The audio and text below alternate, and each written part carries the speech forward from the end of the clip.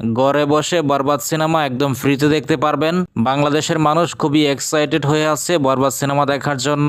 শুধু বাংলাদেশ নয়, আদার্স কান্ট্রির মানুষগুলো বরবাদ সিনেমা দেখার জন্য খুবই আগ্রহী প্রকাশ করছে। বরবাদ সিনেমা দেখার জন্য আপনাকে হলে যেতে হবে না, সরাসরি আপনি মোবাইল দিয়ে দেখতে পারবেন। তো আজকে আমি আপনাদেরকে এমন একটি অ্যাপ্লিকেশন দিব যেখান থেকে আপনারা বরবাদ সিনেমা দেখতে পারবেন। বরবাদ সিনেমা দেখার জন্য প্রথমে চ্যানেলটি সাবস্ক্রাইব করতে হবে। তো চলুন ভিডিওটি শুরু করা যাক। সাকিব খানের বরবাদ সিনেমা দেখার জন্য প্রথমে আপনাকে চলে আসতে হবে গুগল প্লে স্টোরে।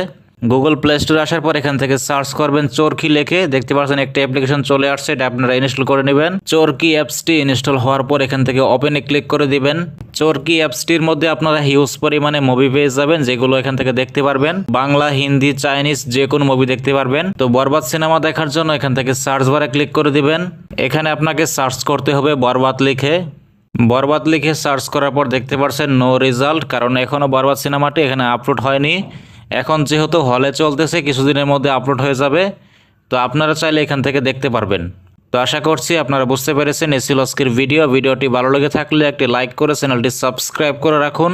দেখা হবে অন্য কোনো ভিডিওতে, সে পর্যন্ত ভালো থাকবেন।